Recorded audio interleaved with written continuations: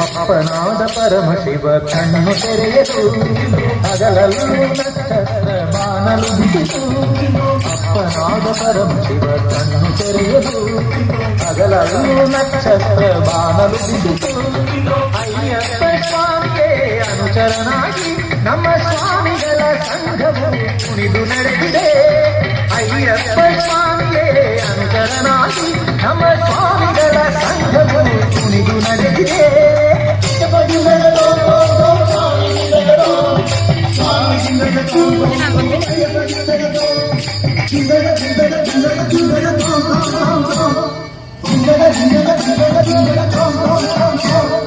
ಮಹಿಷಿ ಮರ್ದನನೇ ಅಯ್ಯಪ್ಪನೇ ಮನದೋ ಧ್ಯಾನಿಸಿ ಆರಾಧಿಸುವೆ.